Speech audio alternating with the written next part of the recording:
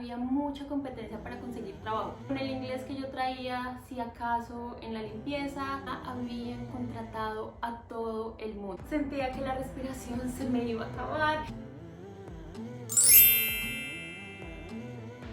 3 meses habían pasado ya en Australia y como les comenté anteriormente, mis esfuerzos por conseguir trabajo habían sido muy mínimos, por no decir nulos. Con mis ahorros ya a punto de desaparecer en mi cuenta bancaria, era hora de conseguir trabajo. ¿Y cómo lo hice? ¿Cómo me fue? De eso se trata este video.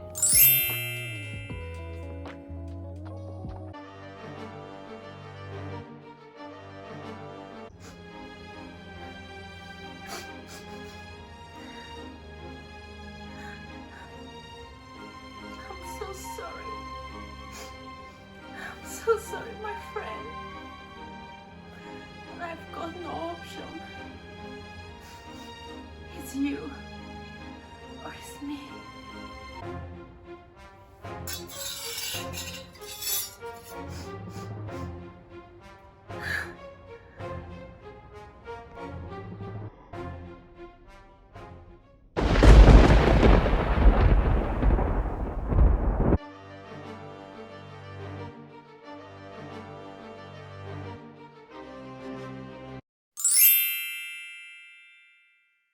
Conseguir trabajo en Australia no era una opción para mí, era algo que definitivamente tenía que hacer, porque yo no había traído suficientes recursos como para dedicarme a estudiar solamente. Aparte tenía que pagar no solo un crédito en Colombia, sino 2. Aún estaba pagando mi crédito estudiantil por mi carrera profesional y aparte necesitaba empezar a pagar las cuotas de la obligación que había adquirido para venir para acá. Ese definitivamente era uno de mis miedos más grandes, que no pudiera conseguir trabajo acá, que no pudiera cumplir con mis obligaciones en Colombia, que no tuviera para pagar mi vivienda, que no tuviera para comer y que tuviera que llamar a mis papás a pedirles auxilio. Lo que yo no sabía antes de viajar era que yo no era la única persona viniendo a Australia en ese tipo de situación y que obviamente no era la única persona con el miedo de no poder conseguir trabajo acá. De hecho, cuando empecé a atender mis clases de inglés, empecé a conocer gente y empecé a rodearme de más colombianos, me di cuenta que el tema del trabajo era uno de los temas más populares acá. Literalmente todo el mundo hablaba todo el tiempo sobre cómo conseguir trabajo, qué hacer, dónde ir, con quién hablar, experiencias de trabajo. Era como una canción todo el tiempo en mi cabeza. En esa época había 3 formas principales de conseguir trabajo. La primera era a través de amigos o conocidos, pero pues yo era nueva, no conocía mucha gente y la gente que conocía estaba en una situación muy parecida a la mía. La segunda forma era enviando hojas de vida por correo electrónico o a través de las páginas web que están diseñadas para eso. Pero seamos realistas, cuando uno no tiene un buen manejo del idioma, incluso las cosas más sencillas se le vuelven a uno muy complejas. Enviar hojas de vida por internet, que para mí era algo tan sencillo en Colombia, y cuando lo hacía en español resultó no ser tan fácil acá. Y es que muchas veces ni siquiera entendía el nombre del trabajo, la descripción del trabajo, los requisitos para aplicar. Y sí o sí necesitaba usar el traductor de Google todo el tiempo. Entonces una tarea que en Colombia me hubiera tomado solo algunos minutos, acá me podía tomar fácilmente un día entero. La tercera forma de conseguir trabajo, y creo que era para los más arriesgados, era simplemente yendo directamente a esos sitios en los que uno quería trabajar, como restaurantes, hoteles y bueno, lo que fuera.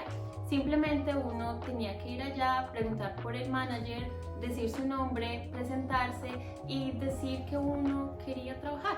La última forma era, por supuesto, la menos favorita de todas, al menos para mí. Recuerdo que lo hice como 2 veces y me generaba muchísima ansiedad tener que ir a hablar con alguien que yo no conocía, en un idioma que yo no conocía, sobre un trabajo que yo no conocía. Hoy en día pronto pueda que sea un poquito más fácil por la pandemia y porque no estamos recibiendo tantos estudiantes internacionales como en el pasado, pero hace 6 años cuando yo llegué acá había mucha competencia para conseguir trabajo, incluso para conseguir trabajos muy básicos como limpiando o en un restaurante o lavando carros.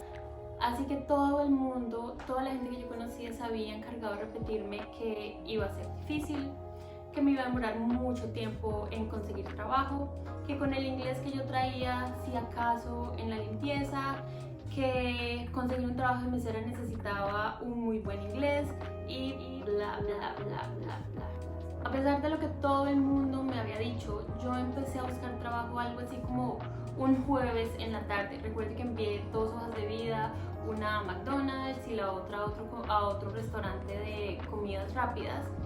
Y la semana siguiente, cuando fui a mi curso de inglés, de casualidad me senté al lado de una niña colombiana y pues como éramos colombianas, obviamente surgió el tema del trabajo.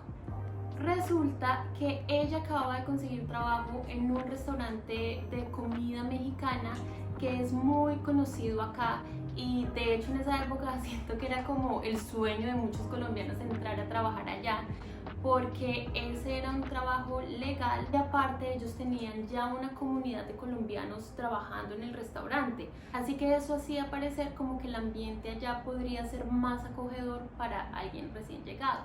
Aparentemente ya habían contratado a todo el mundo.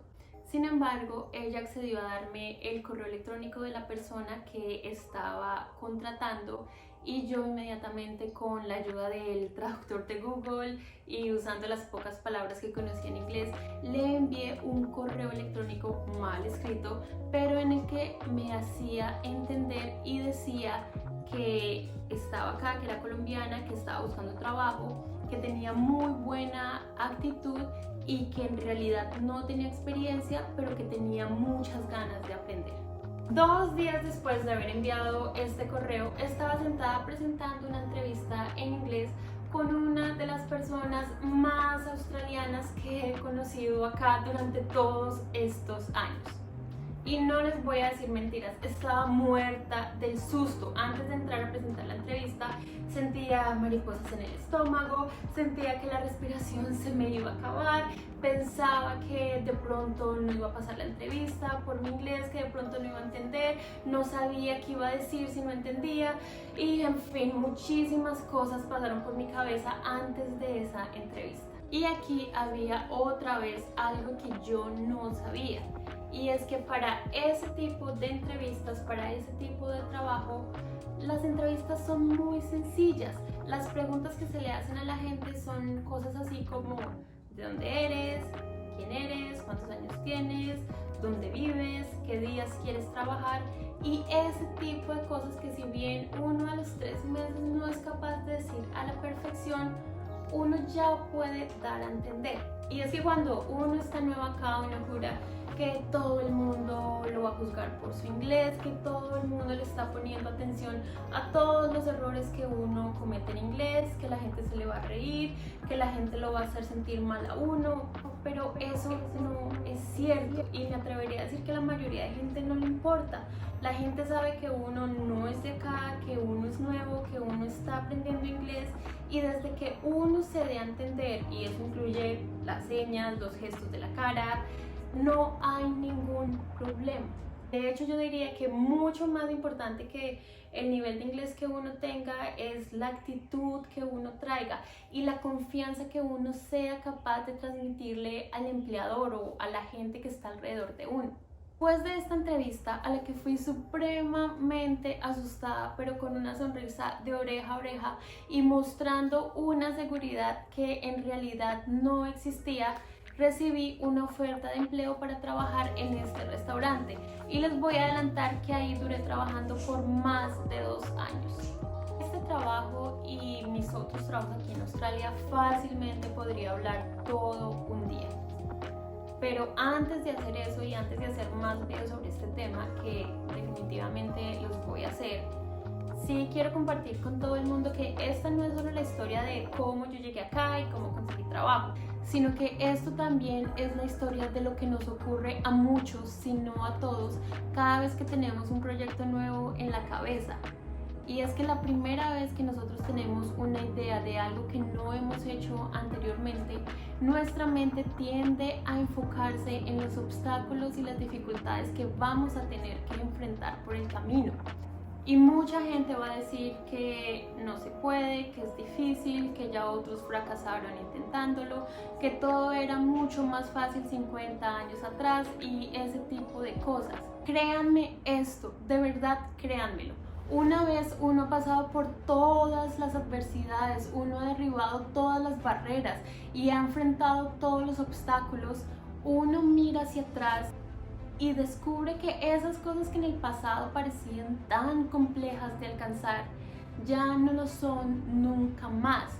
Y es tiempo entonces de proponerse nuevos proyectos, proyectos que seguramente nos van a hacer temblar otra vez, que nos van a dar mariposas en el estómago, que nos van a hacer sudar. Proyectos que seguramente en el futuro vamos a descubrir que no eran tan difíciles como parecían.